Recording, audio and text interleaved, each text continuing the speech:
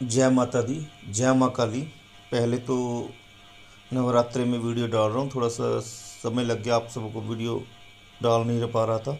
मैं भी साधना में होता हूँ क्योंकि मेरे को भी साधना में माता के लीन रहना पड़ता है। माता की कृपा प्राप्ति जो है तभी संभव रह पाती है जब आप लगातार माता की सेवा में लगे रहते हो। अगर आप छोड़ देते हो तो फिर माता की कृपा जो है वो जो है धीरे धीरे शून्य होती जाती है। तो पहले तो मैं अपने एक सब मेरा शिष्य है अमेरिका में, ठीक है ना, उसको शुभकामनाएं और उसका मेरा आशीर्वाद। वो इसलिए, अब आप पूछो गुरु जी क्यों, क्योंकि भाई उस लड़के को माता की कृपा से, ठीक है ना, योगिनी या परी या यक्षिणी सिद्ध होने वाली है 3 महीने में, 3 महीने में पूरा, ठीक है ना। अब देखो, बहुत शिष्यों ने जप भी किए होंगे, किसी को 3 महीने में कृपा प्राप्त नहीं हुई, ठीक है ना। उस लड़के को प्राप्त होगी क्योंकि उस लड़के ने ना अपने गुरु के साथ कोई छल कपट की तरह साधना नहीं की। जैसे बोला वैसे किया, डेली लड़का अपडेट रहा कि गुरुजी आज ऐसा हो रहा, आज ऐसा हो रहा मेरे साथ, ठीक है ना। और जैसा उसको बोला ऐसा करना, ठीक है गुरुजी वैसा करना। तो उसको 3 महीने में सिद्धि प्राप्त होनी शुरू हो गई है। मंत्र सिर्फ कितनी बार जपता है, अब देखो, कई तो 1100 मंत्र जप रहे होंगे रोज, उनको तब भी सिद्धि प्राप्त नहीं हो। उस लड़के को सिर्फ ओनली एक माला से सिद्धि प्राप्त होगी है। एक माला यानी 108 मणके की माला से उसको सिद्धि प्राप्त हो गई है माता की कृपा से। अब हम जो शक्ति उसको प्राप्त हुई है, होनी शुरू हुई है, अभी हो गए होंगे कम से कम 4-5 दिन हो गए, होनी शुरू हुई है। अब वो उसको धीरे धीरे सिद्धि प्रदान करेगी। पहले तो उसके कार्य जो है, उसके कार्य वो ठीक करेगी, उसके जीवन में कोई अड़चने चल रही है उसको ठीक करेगी, उसके बाद उसको दरबार लगाने की शक्ति प्रदान करेगी ताकि वो दूसरों की प्रॉब्लम सॉल्व कर सके।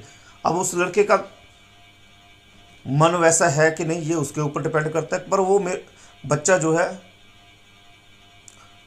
जैसे मैंने बोला कि अपने गुरु के प्रति पूरा समर्पित भाव है, तो अब हम उससे दरबार ही लगवाएंगे ताकि वो दूसरों का भला कर सके। क्योंकि माता ने उसको चुना है अपने मंत्र के लिए, तो दरबार तो लगेगा ही लगेगा, ठीक है ना। चलो अब मैं बताता हूँ कि दूसरों को सिद्धि क्यों प्राप्त नहीं होती, जो दूसरे शिष्य हैं। अब दूसरे शिष्य क्या करते हैं, अब उनको जो मंत्र बोला होता है, वो मंत्र उसको जप करने के लिए बोला होता है, वो तो करते करते रहते हैं, पर साथ में कुछ ऐसी चीज़ें करते हैं जो बताते नहीं है। अब कोई जो है हनुमान चालीसा कर रहा है साथ में, ठीक है ना, बता नहीं रहा। अब कोई क्या कर रहा है, भैरव चालीसा कर रहा है साथ में, वो नहीं बता रहा। अब कोई दुर्गा सप्तशती का पाठ कर रहा है, वो नहीं बता रहा भाई, ठीक है ना। अब कोई साथ में रामायण पढ़ रहा है, वो नहीं बता रहा। कोई सुंदरकांड पढ़ रहा है, वो नहीं बता रहा। गुरु से कुछ छिपा कर रखोगे तो सिद्धि कभी प्राप्ति नहीं हो पाएगी।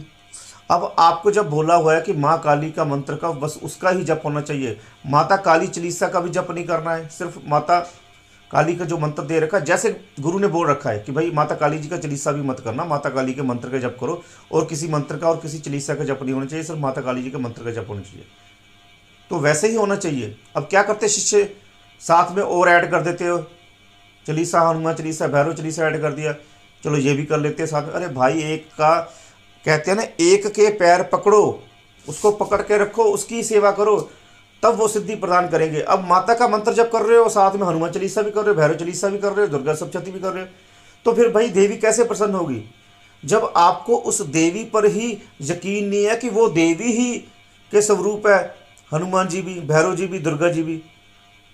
जब उसकी सेवा कर रहे हैं तो बाकियों की सेवा करने की जरूरत ही नहीं है, सभी उसी में हो गए, उस देवी में। अब वो श्रद्धा आप उसके अपने अंदर ले नहीं पा रहे हो और अपनी मर्जी करते जा रहे हो, तो देवी प्रसन्न ही नहीं होगी और ना ही अपनी कोई कृपा प्रदान करेगी और ना ही सिद्धि प्रदान करेगी, ठीक है ना। तो ये चीज़ें आप समझो। हाँ, अगर मैं आपको बोल रहा हूँ कि भाई माता काली जी के साथ ये भी पाठ करो, ये भी पाठ करो, तो फिर वो पाठ करो।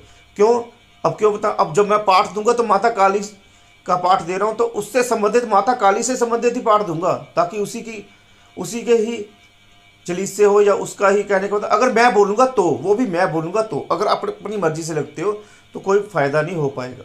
क्योंकि गुरु को पता होता है ये मंत्र मैं जब करवा रहा हूँ यही इसी का पाठ होना चाहिए और किसी का पाठ नहीं होना चाहिए इस समय, तभी देवी प्रसन्न होगी। आप अपनी मर्जी से लग जाते हो, अपनी मर्जी ही करते हो, जितनी एनर्जी आप अलग अलग तरफ लगा रहे हो। अब मैं आपको सीधी सी बात बताता हूँ, कोई व्यक्ति जो है लगातार चेस्ट मार रहा है, जिम में चेस्ट मार रहा है, रोज, और कोई सेट नहीं मारा, तो भाई उसकी चेस्ट जो है ना 3 महीने में बहुत बढ़िया हो जाएगी। आप करके देख लेना अगर यकीन नहीं मानते। अब वो चेस्ट भी कर रहा है, बैक भी कर रहा है, ठीक है ना, और थाई भी कर रहा है साथ में, बाइसेप्स भी कर रहा है। कितने दिन करेगा? 7 दिन करेगा, उसके बाद थक जाएगा, ठीक है ना। अब वो जो सेट, जब जिम का सेट मारते हैं ना, उसको समझना पड़ता है कहाँ पर पेन हो रहा है। जहाँ पर पेन हो रहा है फिर वहीं पर इंसान ज़्यादा करेगा तो उसकी बॉडी बनेगी। अब वो क्या कर रहा है, इतने सेट कर रहा है, उसको पता ही नहीं चल रहा, सारा शरीर ही गर्म हो चुका है पूरी तरीके से, उसको समझ में नहीं आ रहा कौन सा सेट क्या कर रहा है। अब अकेला चेस्ट मारेगा तो चेस्ट पर ही दर्द होगी, तो उसको समझ में आएगा कि ये सेट ऐसे बजेगा। अब वो 3 महीने करेगा तो उसको उसका रिजल्ट मिलेगा। वैसे ही मंत्र साधना में भी होता है, एक मंत्र को ही करोगे तो भाई तभी उसका रिजल्ट मिलेगा आपको, ठीक है ना। अब अगर अपनी मर्जी से कभी कुछ करोगे तो कोई फ़ायदा नहीं हो पाएगा, ठीक है ना। तो आप मेरी बात को समझो।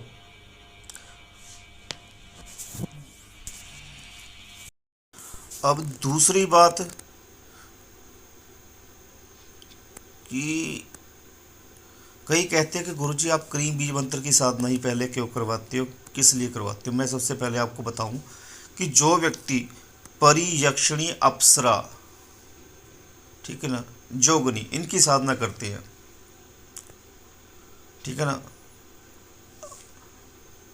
अब वो अगर साधना कर रहे हैं ठीक तरीके से तो अच्छी बात है, पर बीच में समझ लो उनसे कोई ऐसी त्रुटि होगी या कोई गलती होगी, उसमें क्या है, फिर ना अप्सरा आएगी, ना परी आएगी, ना जोगनी आएगी, उनको पता भी नहीं चलेगा कि हमने क्या गलती कर दी है, ठीक है ना। तो फिर कौन आएगी? फिर चुड़ैल का टारगेट बन जाओगे। हर गांव में कहीं ना कहीं कोई लड़की ऐसी होती है जो अकाल मृत्यु मरी हुई होती है, या कोई औरत ऐसी होती है जो अकाल मृत्यु मर जाती है शादीशुदा, तो वो चुड़ैल ही बनती है, ठीक है। तो उनका टारगेट होते बन जाते हैं वो। या फिर डायन जो है, काफ़ी कई बार क्या होता है, अब वो व्यक्ति जो साधना कर रहा है वो ये तो है नहीं कि एक स्थान पर ही बैठा रहेगा।